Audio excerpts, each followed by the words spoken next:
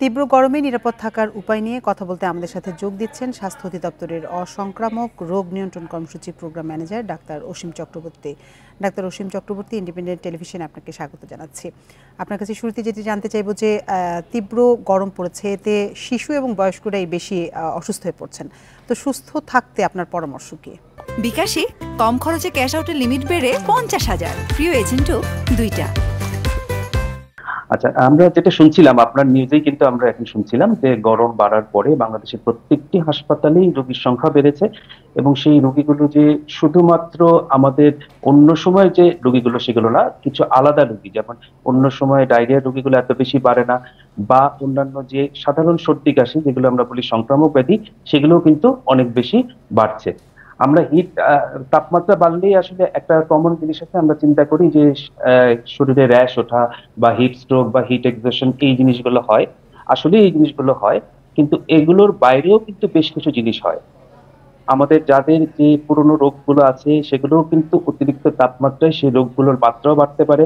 সুতরাং সেই রোগগুলোকে নিয়ে আলাদা সাবধান থাকারও কিন্তু বিশেষ প্রয়োজনীয়তা আছে।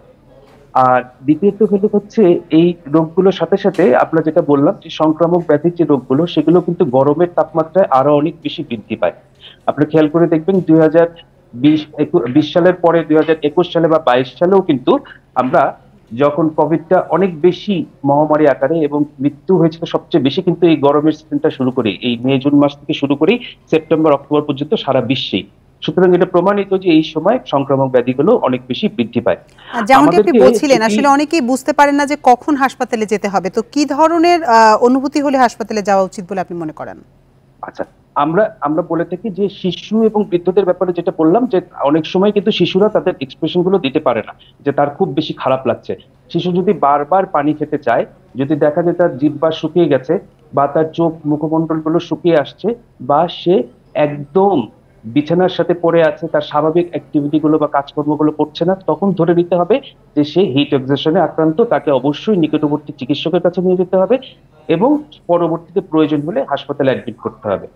বয়স্ক রোগীদের ক্ষেত্রে যেটা হয়, তাদের ক্ষেত্রে এমনিতে অনেকগুলো কোমরবিডিটি, অনেকগুলো রোগ একসাথে থাকে, সেই রোগগুলো কিন্তু এই হিটের কারণে বাড়তে পারে। সুতরাং সেই রোগগুলোর কোনো সিমটম দেখা গেলে, বা যদি তারা বলেন যে তীব্র মাথা ব্যথা হচ্ছে, বা তাদের শরীরে দেখা যায় যে একদম হাত পায়ে ছেড়ে দিচ্ছে বা হাত পা অবশ্যই আসছে, এই ধরনের লক্ষণ দেখা গেলে বয়স্কদের ক্ষেত্রে হাসপাতালে ভর্তি করতে হবে। আর ইন জেনারেল অন্যান্য যারা আছেন সবার ক্ষেত্রেই হলো, যদি মনে হয় যে আমি তাপটা সহ্য করতে পারছি না, মাথায় প্রচন্ড ব্যথা, শরীরে যে তাপটা বের হয় সেই তাপটা বের হয়ে সামনে, চোখের সামনে কোনো কিছু ঘোলা দেখছি বা অস্থির লাগছে, তখন কিন্তু তাদেরও হাসপাতালে অবশ্যই সময়ের সাথে যাওয়া উচিত। ডাক্তার অসীম চক্রবর্তী, অসংখ্য ধন্যবাদ আমাদের সাথে যোগ দেওয়ার জন্য।